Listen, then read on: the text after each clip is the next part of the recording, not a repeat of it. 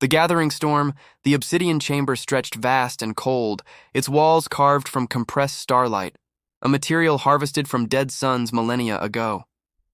High Chancellor Korath stood at the center, his elongated form casting shadows that danced across the crystalline floor. Around him, the Sovereign Council gathered in their ceremonial rings, each member representing civilizations that had thrived when Earth's inhabitants still crawled from primordial oceans. "The humans refuse," Korath announced, his voice resonating through translation crystals embedded in the chamber walls. "3 solar cycles we have given them to evacuate the threshold systems. They send only silence." War Master Krell rose from his position, battle scars gleaming along his armored carapace. "Silence is defiance. We have been patient with these newcomers, Chancellor. Too patient. They spread like wildfire across worlds that we designated as buffer zones. Their ambition knows no respect." Science Advisor Thelmar clicked his mandibles nervously. "Perhaps we should reconsider our approach. Human technological advancement has been unprecedented. In merely 2 centuries, they have nothing we should fear," Krell interrupted, slamming his appendage against the stone. "They are children playing with borrowed technology. Their ships are loud and inefficient, their weapons crude. They thrive on conflict among themselves, not against true powers." Korath raised his hand for silence. The gesture, simple yet absolute, quieted the murmuring council. "Regardless of our assessment, the humans have forced our hand. We cannot allow this challenge to stand unanswered. The younger species watch us. If we appear weak before humanity, our dominion crumbles." "Then we demonstrate strength," Krell said, his voice carrying the weight of countless conquered worlds. "We assemble the Grand Armada. We show them the cost of defiance. Across the vast expanse of space beyond the Council's reach," the human response was already taking shape. Captain Marcus Webb stood on the observation deck of Sanctuary Station, Earth's most remote military installation, hidden in the shadow of Neptune's gravitational wake. The structure hung in the void like a steel cathedral, its purpose known to only a handful of individuals across all of human space. "They've issued their final ultimatum," Ambassador Sienna Voss said, her reflection appearing in the reinforced glass beside his. She carried herself with the poise of someone who had negotiated at 100 tables, yet her jaw was set with determination Webb recognized as pure defiance. "When?" Webb asked, not taking his eyes from the construction beyond. A shape so massive it seemed impossible, a darkness that consumed stars. 72 hours. They want our colonies abandoned, our people relocated beyond the demarcation line." Voss stepped closer, her voice dropping. "The Security Council is divided. Half want to negotiate, the other half want to fight. And you?" Voss smiled, though it held no warmth. "I want them to understand that humanity doesn't negotiate from weakness anymore. That's why I'm here, Marcus. That's why we built that." Webb finally turned to face her. At 43, he carried the weathered look of someone who had spent decades in deep space operations. His gray eyes had witnessed humanity's desperate early years among the stars, the failed first contacts, the territorial skirmishes, the slow realization that the galaxy was not waiting to welcome them with open arms. "The Sentinel will be ready," he said quietly. "But Ambassador, you need to understand what we're about to do. This isn't a negotiation tactic. This isn't a bluff." "I know exactly what it is, Captain." Voss's expression hardened. "It's a line drawn in steel and fire. It's humanity saying that we've had enough of being dismissed, enough of being pushed, enough of being treated like primitives who should be grateful for whatever scraps the older races deign to give us." A soft chime interrupted them. Lieutenant Jade Reeves emerged from the command lift, datapad in hand, her technical uniform pristine despite the hour. Webb had worked with Reeves for 5 years. She was brilliant, driven, and possessed an intuitive understanding of advanced systems that bordered on the supernatural. "Captain, Ambassador," she nodded to both. "Final integration tests are complete. All systems are operating at 98% efficiency. The remaining 2% are within acceptable parameters." "The weapon arrays?" Webb asked. Reeves's expression flickered with something, pride perhaps, or fear. "Functional. We ran simulations against the Council's standard dreadnought formations." "Captain, it's not even close," Webb nodded slowly. He had seen the projections, watched the simulations run 1,000 times. Each result was the same, overwhelming, absolute superiority. It should have made him feel secure. Instead, it filled him with a weight he couldn't name. They won't believe it until they see it, Voss said softly. The Council has grown comfortable in their dominance. They've forgotten that power can shift? Then we'll show them, Webb replied. Lieutenant, begin final preparations. We move to the staging coordinates in 36 hours. As Reeves departed to relay the orders, Voss lingered. Marcus, after this, the galaxy changes. There's no going back. Webb looked once more at the vast shape beyond the glass, the Sentinel, humanity's answer to centuries of being underestimated, dismissed, threatened. Its hull stretched for kilometers, a darkness that seemed to drink in the light of distant stars. No, he agreed. There's no going back. But maybe that's exactly what we need. In the obsidian chamber, High Chancellor Korath felt a tremor of unease he couldn't explain. The humans had been quiet too long. Their silence felt less like submission and more like preparation. Assemble the Armada, he commanded. We move to human space in 3 cycles. It is time the newcomers learned their place. Neither side yet understood that they were hours away from a confrontation that would reshape galactic civilization forever. The pieces were moving. The storm was gathering, and in the darkness the Sentinel awakened. Shadows and steel, the construction bay stretched into darkness, its scale defying human comprehension. Lieutenant Jade Reeves walked alongside Captain Webb through corridors that hummed with barely contained power, their footsteps echoing against walls thick enough to withstand stellar radiation. The quantum core stabilized 3 hours ago, Reeves reported, her voice steady despite the exhaustion evident in her eyes. We're maintaining containment at levels that shouldn't be possible. The theorists still can't explain how the reaction sustains itself. Webb glanced at her, noting the dark circles beneath her eyes, the way her fingers trembled slightly as they moved across her data pad. When did you last sleep, Lieutenant? Sleep? She laughed, the sound carrying an edge of hysteria. Captain, we're 72 hours from potentially rewriting galactic history. I'll sleep when we know whether we're about to save humanity or condemn it. They entered the primary observation chamber, and the full scale of the Sentinel revealed itself. The dreadnought hung suspended in the construction dock like a sleeping god, triangular, impossibly vast, its hull composed of materials that seemed to absorb light rather than reflect it. Weapon ports lined its surface like the scales of some ancient predator. I've been thinking about the moral implications, Reeves said quietly, stepping closer to the viewport. We built something that could annihilate entire fleets. Millions of lives gone in seconds. Webb moved beside her, close enough that their shoulders nearly touched. And if we hadn't, the Council would have crushed us. They've done it before to species that refuse to submit. The archaeological records are clear. Civilizations that challenge them simply vanished. I know. Her voice wavered. I helped design the weapons systems, ran the calculations. I know exactly what this ship can do. That's what terrifies me. For a moment, silence stretched between them, filled only by the distant thrum of the Sentinel's awakening systems. Webb had always maintained professional distance with his crew, but something about Reeves, her brilliance, her vulnerability, the way she carried the weight of what they'd created, made that distance feel unbearable. Jade, he said, using her first name for perhaps the 3rd time in 5 years. She turned, surprised, and he saw his own fear reflected in her expression. Whatever happens out there, you need to know that what we've built here, it's not about destruction. It's about survival.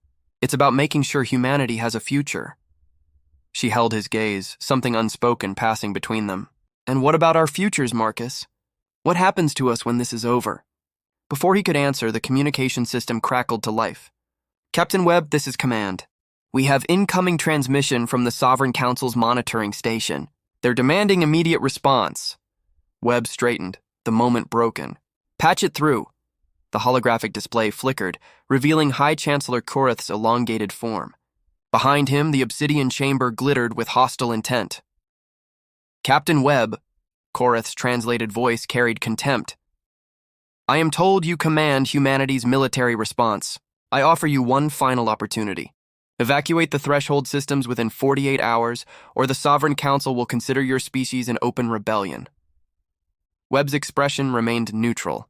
Chancellor, humanity declines your ultimatum. The threshold systems were uninhabited when our colonies arrived. We've violated no treaties, broken no agreements. We will not abandon worlds we've built with our own hands. Korath's form seemed to expand with anger. You speak of rights as if you've earned them. Your species has existed in space for barely 2 centuries. We have guided the galaxy for millennia. You will learn respect, or you will learn extinction. Perhaps, Webb replied calmly, it's time the galaxy learned that humanity is no longer asking for permission. The transmission cut abruptly. Reeves exhaled slowly. Well, that could have gone better. Actually, it went exactly as planned.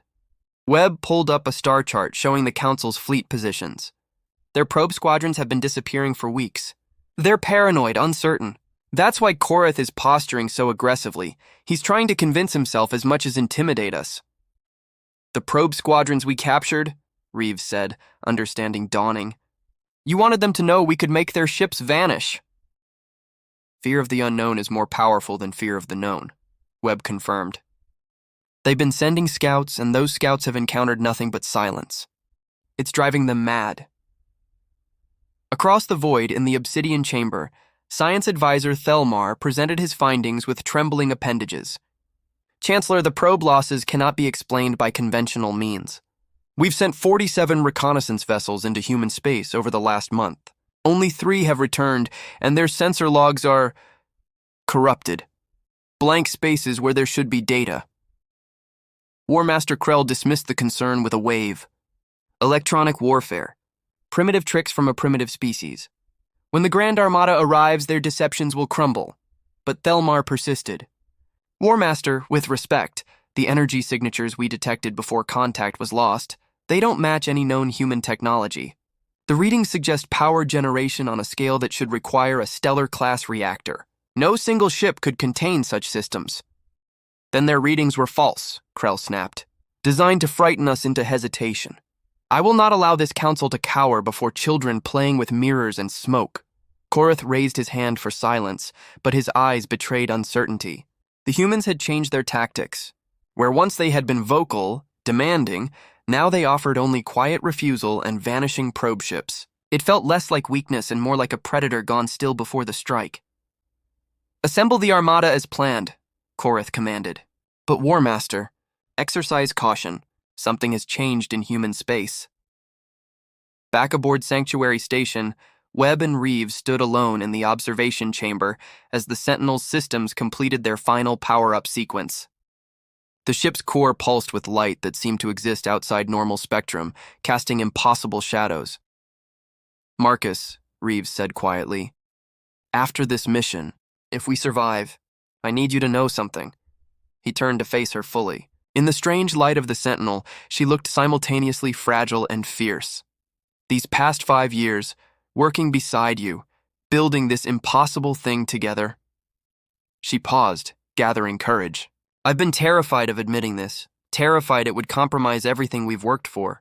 But if we're about to face the Council's armada, if these might be our last hours of peace, then I need to say it. The proximity alarm shrieked. Both officers spun toward the tactical display, where dozens of new contacts were emerging from hyperspace at the system's edge. Council ships, Reeves breathed. They're early. They're not waiting for the ultimatum to expire. Webb's jaw tightened. They're testing us, trying to catch us unprepared. He activated the ship-wide communication. All hands battle stations. This is not a drill. Lieutenant Reeves, initiate launch sequence. Marcus. Later, he promised, meeting her eyes with an intensity that made her breath catch. We'll finish this conversation. I swear it. She nodded once, then her hands flew across the controls, initiating launch sequence. The Sentinel is awakening. Through the viewport, the massive dreadnought began to move, separating from its construction moorings with ponderous grace. Its engines ignited, not with fire but with something that bent light itself. And for the first time in human history, the galaxy would see what humanity had forged in secret and silence. The Council's advance fleet detected the signature. Immediately, an energy reading so massive their sensors initially classified it as a stellar anomaly. War Master Krell, commanding the vanguard from his flagship, stared at the readings with growing unease. What am I looking at? He demanded. His sensor officer's voice trembled. War Master, it's a ship. A single ship. But the scale? It cannot be accurate. No vessel can generate such power. Krell's confidence wavered for the first time in centuries. "Show me." The display adjusted, enhancing the image, and there, emerging from the shadow of Neptune, came something that defied every assumption about human capability. A triangle of darkness so vast it seemed to wound the stars themselves. The Sentinel had arrived, and the galaxy would never be the same. The revelation. The Council's advance fleet held formation at the edge of human space, a display of martial power that had brought 100 civilizations to their knees. 73 warships, each a masterwork of engineering refined over millennia, their hulls gleaming with the arrogance of unchallenged dominance. War Master Krell stood on his flagship's command deck, surrounded by his most trusted officers, watching the sensor data with growing irritation. "This is their response? One ship? The humans mock us." But his sensor officer couldn't tear his attention from the readings. "War Master, the energy signatures. They're still climbing. The vessel is generating more power than our entire fleet combined." "A trick," Krell insisted, though doubt crept into his voice. "Inflated readings designed to intimidate. Maintain formation. When they come close enough, we will demonstrate the price of deception." Aboard the Sentinel, Captain Webb occupied the command throne, a seat that interfaced directly with the ship's neural network, allowing him to sense the vessel's systems as extensions of his own awareness. Beside him, Lieutenant Reeves monitored the weapons grid, her expression focused despite the magnitude of what they were about to do. "Council fleet is holding position," the tactical officer reported. "They're trying to decide if we're real." "Let's remove all doubt," Webb said quietly. "Jade, bring us to full approach speed. Navigation, plot a course that takes us directly through their formation." Reeves's fingers paused above her console. "Through their formation, sir?" "Through it," Webb confirmed. "If we go around, we show caution. Caution implies we respect their ability to harm us. I want them to understand something very clearly. We don't." Ambassador Sienna Voss, present on the bridge as humanity's diplomatic representative, felt her pulse quicken. She had negotiated across dozens of worlds, maintained composure through countless tense encounters, but this was different. This was the moment when everything changed. The Sentinel accelerated, and the universe seemed to bend around it. The ship moved with a grace that defied its massive scale, space itself rippling in its wake. The Council fleet's sensors screamed warnings as the human dreadnought approached, growing larger on their displays until it dominated every screen. "Impossible," breathed Krell's sensor officer. "The hull extends for... I cannot calculate the end. Our imaging systems are failing." Through the viewport, the truth became unavoidable. The Sentinel was not merely large, it was a reconceptualization of what a ship could be. Its triangular form stretched across kilometers, its surface textured with weapon batteries that numbered in the thousands. Energy rippled across its hull in patterns that suggested barely controlled power, like watching the skin of a caged star. Krell's confidence evaporated. "Hail them. Demand they halt their approach." The communication channel opened, and Captain Webb's face appeared on the Council flagship's display. He looked calm, almost serene, and that composure was more terrifying than any threat. "War Master Krell," Webb said. "I'm Captain Marcus Webb, commanding the UHS Sentinel. You have entered human space without authorization. I'm extending you one opportunity to withdraw peacefully." Krell's pride warred with the fear creeping through his thoughts. "You dare threaten the Sovereign Council? We have crushed entire species for less insolence. Your one ship, however large, cannot stand against our armada." "One ship is all we need to bring," Webb replied. "But if you doubt our capability, you're welcome to test it. I advise against this course of action." The transmission ended. Krell stared at the empty screen, feeling the weight of his officer's attention. To retreat now would be humiliation. To advance might be suicide. He was trapped by his own arrogance, and the humans knew it. In the Obsidian Chamber, High Chancellor Koreth watched the confrontation through real-time feeds, his ancient mind racing through calculations of politics and power. The human ship was beyond anything his intelligence had predicted. If even half the sensor readings were accurate, the Sentinel represented a fundamental shift in galactic military capability. Science Advisor Thelmar stood beside him, mandibles clicking in agitation. "Chancellor, I recommend immediate withdrawal. This vessel? It's not just advanced, it's revolutionary. The humans have achieved something we thought impossible." "If we withdraw, we appear weak," Koreth replied. though his voice lacked its usual certainty. The younger species are always watching. Any sign of hesitation, and our authority crumbles. Better to appear weak than to be destroyed, Thelmar countered. Chancellor, please. Order Krell to retreat, but pride runs deep in those who have ruled too long. Korath straightened his elongated form. Contact War Master Krell. Tell him to hold position. The humans are bluffing. They must be. Aboard the Sentinel, Reeves monitored the Council fleet's power signatures. They're charging weapons, she reported, her voice tight. Marcus, they're actually going to try.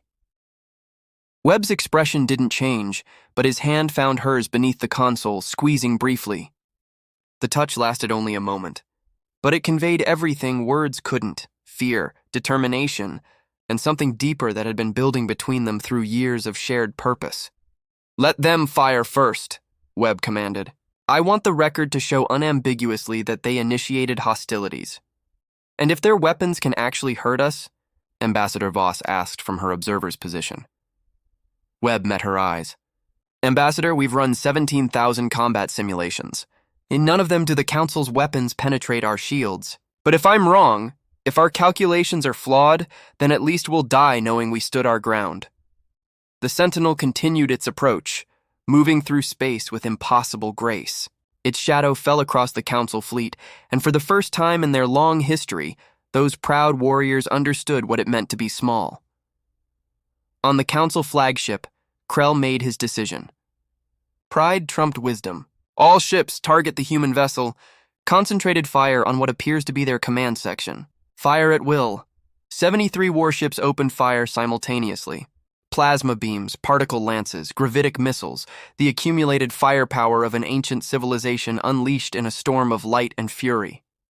The void between the fleets became a maelstrom of destructive energy, enough to vaporize planets, to crack moons, to erase entire battle groups from existence. The barrage struck the Sentinel's shields, and space itself seemed to scream. Aboard the human dreadnought, the bridge lights flickered once, then stabilized. Reeves's console showed the shield status, barely even strained. The onslaught that should have obliterated any vessel simply dispersed across the Sentinel's defensive envelope, like rain against a mountain. Shield integrity at 98%, Reeves reported, her voice filled with awe despite having seen the simulations 1,000 times. They're not even coming close to penetrating. Webb allowed himself the ghost of a smile. Maintain course. Don't return fire yet. Let them exhaust themselves. For 3 minutes, the Council fleet poured every weapon they possessed into the Sentinel. The human dreadnought simply endured, moving forward with the inevitability of an eclipse, untouched, unstoppable. When the barrage finally ceased, not because they chose to stop, but because their weapon capacitors were depleted, the Sentinel remained pristine. Silence filled the Council flagship's bridge. Krell stared at the display, watching the human ship continue its advance, and felt something he had never experienced in 2 centuries of warfare: absolute existential terror. War Master, his tactical officer whispered. They're opening their weapon ports. The Sentinel's hull shifted, panels sliding aside to reveal the true scope of its arsenal. Thousands of cannon barrels extended, each one larger than a Council destroyer. Missile bays opened like hungry mouths. Energy collectors began glowing with power that made the Council's weapons seem like candles before a sun. Ambassador Voss leaned forward in her seat. Captain Webb, the galaxy is watching this moment. What we do next defines who humanity becomes. Webb nodded slowly. He could annihilate the entire Council fleet with a thought. Every simulation confirmed it, but slaughter wasn't the message humanity needed to send. Jade, he said softly. 1 shot. Their flagship only. Precision strike, minimal yield. I want to disable, not destroy. Reeves's hands moved across her console with the practiced grace of an artist. Targeting War Master Krell's vessel. Firing solution locked. Ready on your command. Fire. A single beam of coherent energy, thin as a blade, impossibly bright, lanced across the void. It struck the Council flagship's shield generator with surgical precision, and Krell's proud warship simply stopped. Systems died. Lights failed. The vessel went dark, disabled but intact, drifting in the void like a monument to obsolete power. Webb opened the channel again. His image appeared on every Council ship's display simultaneously. War Master Krell, Chancellor Korath, I know you're watching. This is humanity's message. We don't want war. We don't want conquest. We want respect. We want to be left alone to build our civilization in peace. He paused, letting the weight of the moment settle. But if you force our hand, if you push us to demonstrate our full capability, understand that what you've seen today is restraint, not weakness. The Sentinel is our answer to centuries of being dismissed, threatened, and pushed aside. We are done bowing. We are done asking permission to exist. The transmission ended. The Sentinel hung in space, surrounded by the Council's shattered pride. And for the first time in galactic history, the old powers understood they were no longer supreme. Inside the human dreadnought, in a quiet corner away from the bridge, Webb and Reeves finally found a moment alone. The adrenaline was fading, leaving them both shaking with relief and exhaustion. "We actually did it," Reeves whispered. "We faced down the Council and they blinked." Webb pulled her close, propriety abandoned in the wake of what they'd survived. "Jade, earlier, you were trying to tell me something." She looked up at him, tears tracking down her cheeks, though she smiled. "I was trying to say that I love you, that I've loved you for years. That building this ship, facing this moment with you, it's been both the most terrifying and most meaningful experience of my life." "I love you too," Webb said simply. "And when this is over, when the galaxy settles into its new order, I want to find out what comes next for us, not as captain and lieutenant, just as Marcus and Jade." They kissed then, while around them the Sentinel maintained its vigil, and humanity stood taller than it ever had before. The revelation was complete. The galaxy had changed, and the stars themselves seemed to hold their breath. Fire and Fury High Chancellor Korath's Emergency Council convened within the hour, the obsidian chamber now filled with palpable dread. Holographic feeds showed War Master Krell's disabled flagship drifting helplessly, its proud hull dark and lifeless. The other Council ships maintained position, none daring to move closer to the Sentinel or retreat without explicit orders. "This is a disaster," hissed Council Member Virex, her crystalline form refracting the chamber's dim light into fractured rainbows. Krell's entire vanguard was neutralized by a single shot. "A single shot! Do you understand what this means?" Science Advisor Thelmar's mandibles clicked rapidly, a sign of extreme agitation. "I have analyzed the energy signature of their weapon discharge. Chancellor, the power output was minimal. They demonstrated surgical precision while barely drawing on their vessel's reserves. If that was their restrained response, I cannot calculate what their full capability might be." Korath felt the weight of millennia pressing down on him. He had guided the Council through expansion, consolidation, the absorption of countless younger species into their dominion. But this moment was different. Humanity had not asked for membership. They had not pleaded for protection. They had simply built something so overwhelming that the question of dominance was answered before the question could even be asked. "We must respond," declared War Counselor Shex, his armored exoskeleton gleaming with barely contained aggression. Shex was younger than most Council members, having earned his position through brutal efficiency in suppressing the Tular Rebellion. "To allow this insult to stand invites every species under our guidance to rebel. We must commit the Grand Armada. We must show the galaxy that the Council's authority cannot be challenged. And if we lose?" Thelmar asked quietly. Shex's response was immediate. "We cannot lose. We are the Sovereign Council. We command resources from 1,000 worlds, fleets that number in the tens of thousands, weapons developed over epochs. One human ship, however impressive, cannot stand against our full might." But Korath wasn't certain anymore. Something in Captain Webb's eyes during the transmission haunted him, a calm certainty that spoke not of bravado, but of truth. The humans had shown restraint, yes, but that restraint felt more threatening than any display of violence could have been. "How long to assemble the Grand Armada?" Korath asked. 72 hours, Shex replied. "Every war-capable vessel drawn from across our territory. It will be the largest military concentration in Council history." "Then make it so," Korath commanded, though the words tasted like ashes. "But Shex, when you engage the humans, do so with caution. Test their capabilities before committing fully. I want to understand what we face before we commit our civilization to total war." Aboard the Sentinel, Captain Webb stood in the strategic planning room with Ambassador Voss and Commander Nina Ortega, the ship's weapons officer. Ortega was everything Webb was not. Cold where he was measured, aggressive where he preferred caution, eager for confrontation where he sought measured response. She had argued from the beginning that the Sentinel should have vaporized Krell's entire fleet as an example. "They're going to come back," Ortega said, her scarred hands moving across the tactical display. "The Council can't let this stand. They'll bring everything they have." "How long do we have?" Voss asked. "Intelligence suggests 3 days before their main fleet can arrive," Webb replied. "They're pulling ships from across their territory. Thousands of vessels," Ortega smiled, and there was something predatory in the expression. "Good, let them come." The Sentinel was built for exactly this scenario. We can engage multiple targets simultaneously across vast ranges. Their numbers won't matter. "Every ship we destroy is filled with living beings," Voss reminded her. "Beings with families, cultures, histories. We're not monsters, Commander." "No," Ortega agreed. "We're survivors, and survival sometimes requires sending a clear, unmistakable message." She pulled up combat projections. "Captain, if they bring their full armada, half measures won't work. They need to understand that confronting humanity is existential suicide. One destroyed flagship might not be enough." Webb studied the projections in silence. Ortega was right about the tactical reality, but Voss was right about the moral weight. They stood at a precipice. On one side lay humanity's security, purchased with alien blood. On the other lay the hope of a galaxy where disputes could be resolved without annihilation. "We'll defend ourselves," Webb said finally. "But we'll offer them one more chance to withdraw.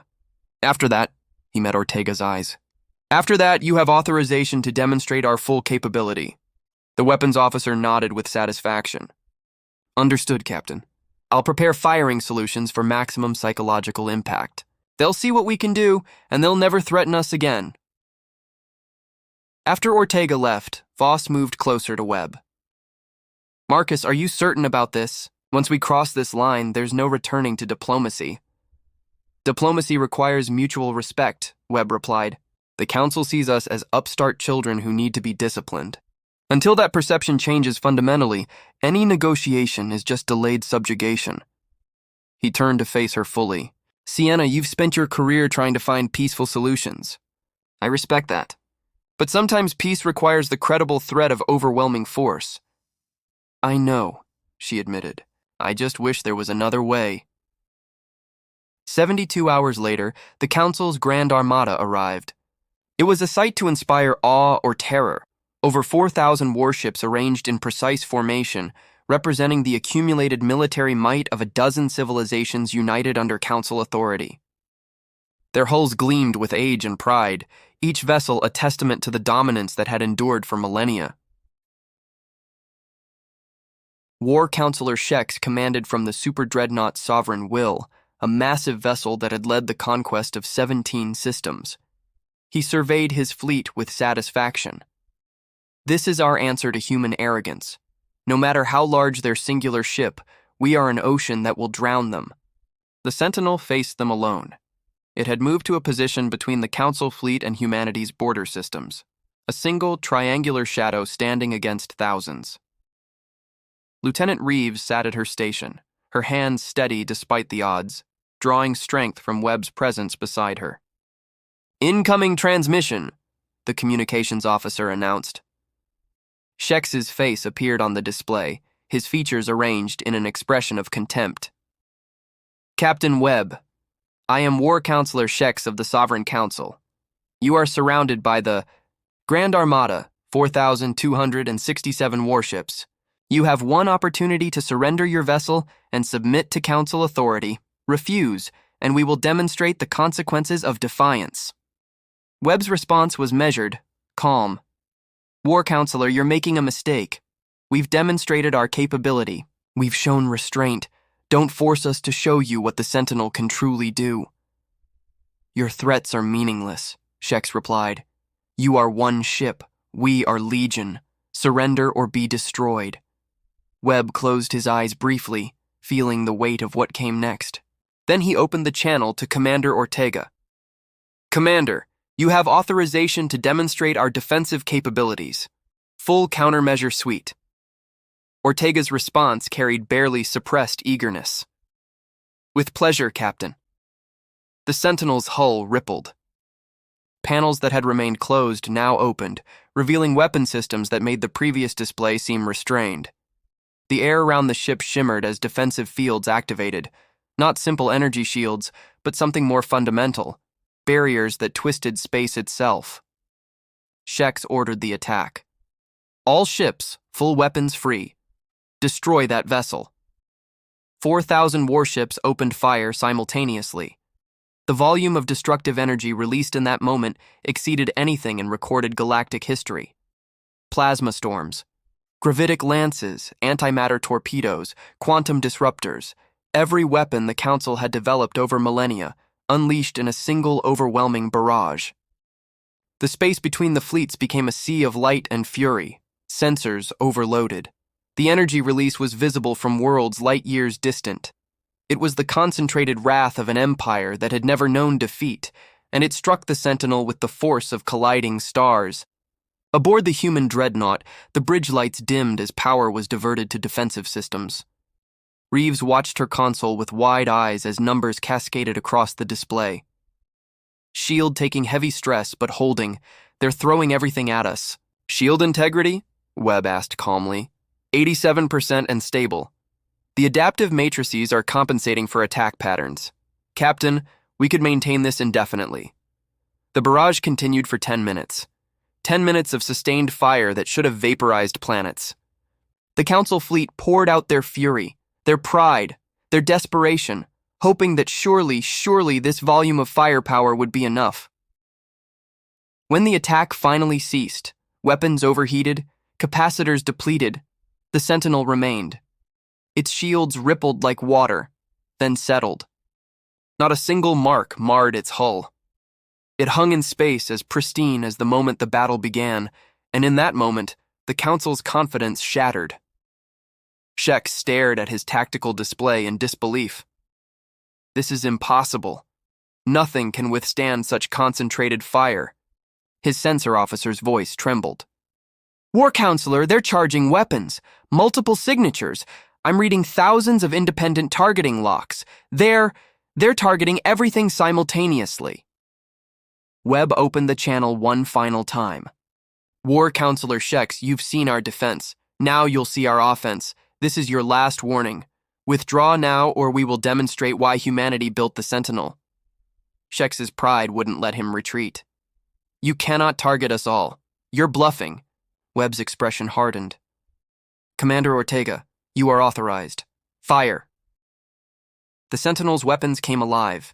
What emerged was not a barrage, but a symphony of destruction. Thousands of weapons firing in perfect coordination, each shot calculated for maximum psychological impact. Energy beams lanced across the void, antimatter missiles traced elegant paths, and gravitic projectiles bent space as they traveled. But Ortega had followed Webb's instructions. The demonstration was terrifying, overwhelming, but ultimately restrained. Weapons fire lanced through the Council formation, destroying engines, disabling weapon systems, crippling shields, but avoiding catastrophic hull breaches. It was destruction as art form, violence so precise it became its own message. In 30 seconds, the Grand Armada was rendered combat ineffective. 4,000 warships reduced to drifting hulks, alive but helpless. Their crews unharmed, but their pride obliterated. The Sentinel had fought the largest military concentration in Council history, and had done so with such overwhelming superiority that the battle felt less like combat and more like an execution stayed at the last moment. Shex stood on his damaged bridge, emergency lighting casting harsh shadows across his features. Around him, damage control teams worked frantically, but he knew the truth.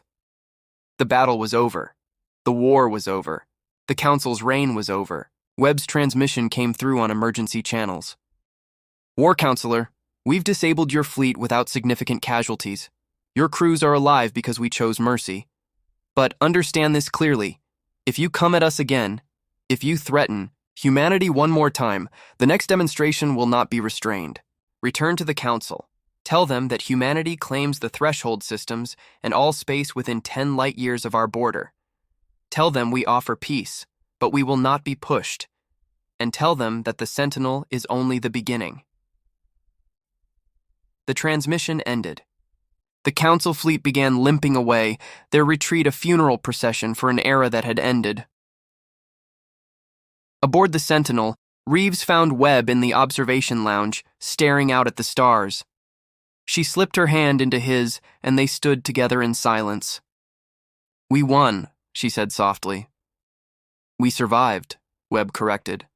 "There's a difference." "Marcus, what happens now?" He turned to face her, pulling her close. "Now we find out if the galaxy can accept a new balance of power. If they can, we might have peace. If they can't," he let the thought trail off. "If they can't, we have each other," Reeves finished. "And we have the Sentinel." They kissed, finding solace in each other. While outside the window, humanity's future hung in the balance, secured by shadow and steel. The new order, the Obsidian Chamber, had never felt so cold. High Chancellor Koreth stood before the assembled council, his ancient form seeming diminished beneath the weight of defeat. Around him, representatives of a dozen civilizations watched in silence, their faces reflecting shock, anger, and, most dangerous of all, doubt. "War Counselor Shex's report is comprehensive," Koreth began, his voice lacking its usual authority. "The Grand Armada was neutralized in less than 1 minute of engagement. Casualties were minimal because the humans chose mercy, not because we demonstrated any defensive capability." Council member Virex's crystalline form pulsed with agitation. "How is this possible? We threw everything at them. Weapons refined over millennia. They shrugged off our attack as if it were rain." Science advisor Thelmar stepped forward, mandibles clicking softly. "I have analyzed every fragment of sensor data from the engagement. The human ship, this Sentinel, represents a technological leap we cannot currently replicate.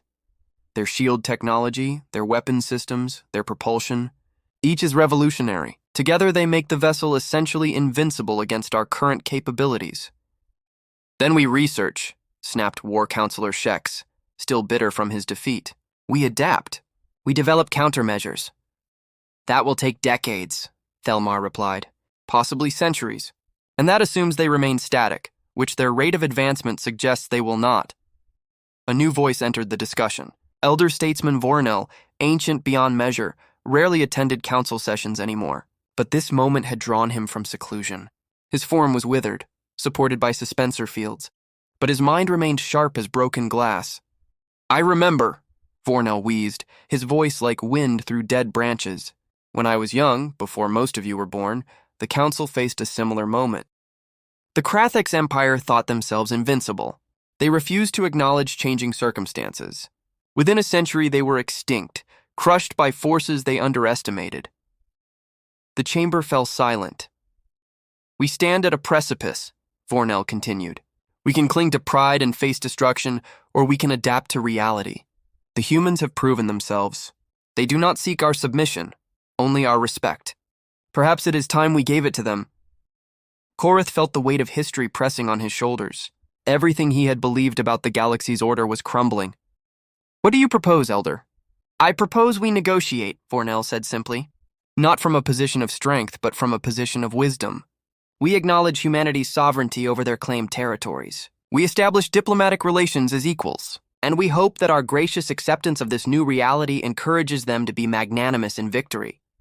Shex rose in protest. "This is surrender." "If we bow,